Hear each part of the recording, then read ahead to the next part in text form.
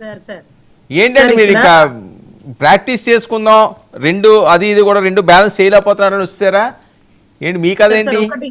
ఒకటి సార్, ఇప్పుడు ఏదన్నా ఇలాంటి విషయాలు చెప్పాల్సి వచ్చింది అనుకోండి, కూటమి ధర్మాన్ని నేను విఘాతపరిచినట్టు, నా వల్ల నా అన్నకి గానీ కూటమి పార్టీకి కానీ ఇబ్బంది వచ్చినట్టే సార్. ఎందుకంటే ఇప్పుడు నేను ఓపెన్ గా ఫ్లెక్సీ పెట్టడం తప్పు అన్నారు, అది పెట్టింది కూటమిలో టీడీపీ వాళ్ళు. కర్రలు పట్టుకోవడం తప్పు అన్నారు, అది కూటమిలో టీడీపీకి మీరేంటి మీరు బయటికి రావడం ఏంటి రీజన్ ఏంటి? అదే సార్, బయటికి వచ్చే కారణం దానికే సార్. ఇక్కడ మనకి కళ్ళ ముందు తప్పని జరుగుతున్నప్పుడు తప్పుని తప్పు అని ప్రశ్నించడానికి నా పదవి అడ్డొస్తుంది సార్.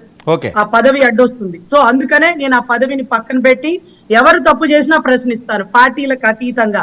నేను ఒక న్యాయవాద వృత్తినే చేసుకుంటాను. ఏ పార్టీ వేరే పార్టీ ఏమన్నా తీర్థం పుచ్చుకుంటున్నారా? అందుకే సార్ మీకు క్లారిటీగా ఇస్తున్నాను. మేము పవన్ అన్న అభిమానులము. ఈ రోజు పవన్ అన్న తెలిసి చేస్తున్నాడా తెలియక చేస్తున్నాడా మాకు అర్థం కాని పరిస్థితి. ఈ రోజు వైసీపీ టీడీపీ కొట్టుకు చేస్తున్న ప్లేస్ లో జనసేన వెళ్లి మీరు సంఘీభావం తెలవండి, ఆ నిప్పంటించిన దానికి మీరు కూడా నుంచోండి. ఆ లడ్డు కల్తీ గురించి చెప్పండి అంటే ఎవరికేం అవగాహన ఉంటుంది సార్? లడ్డు కల్తీ గురించి ఎవరు చెప్పాలి? ఎవరు పార్ట్ ఆఫ్ ది ఇన్వెస్టిగేషన్ లో చెప్తారు? సిట్ సిబిఐ కేసుల గురించి కాదు. నిన్న మీరు రాజీనామా చేశారా? చాలా రోజులైందా? నిన్న ఎందుకు వచ్చింది? ఏవో ఇందులో ఎక్కడో చూసాను నేను. లేదు సార్, రాజీనామా అనేది ఇంకా సబ్మిట్ చేయలేదు సార్. పార్టీ నుంచి అంబటి రాంబాబు గారి టాపిక్ గురించి మీరు మాట్లాడుతున్నారు కాబట్టి ఈ మాట్లాడడం మానేస్తే మీరు పార్టీలో కంటిన్యూ అవుతారు. అదర్వైజ్ మీరు పార్టీ నుంచి మీ అంతటి మీరే రాజీనామా చేస్తే బాగుంటది, మేము సస్పెండ్ చేయడం పద్ధతి కాదు అని చెప్పినారు సార్. సో ఓకే, ఇంతటితో ఆపేది కాదు. ఇది నా న్యాయవాద వృత్తి.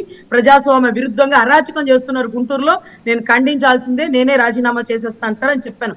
గతంలో కూడా డిబేట్స్ కి వెళ్ళొద్దని చెప్పినారు సార్, అంతేగాని పార్టీ నుంచి రాజీనామాలు ఇవేమి లేవు సార్. డిబేట్స్ కి వెళ్ళొద్దు, అది కూడా మీ 99 ఛానల్లో మాట్లాడినప్పుడు వచ్చిన ఎలిగేషన్ కోసమే, ఏదో బీజేపీనో ఎవరి గురించో మాట్లాడానన్న ఉద్దేశంతోనే డిబేట్స్ కి వెళ్ళొద్దు అని ఒక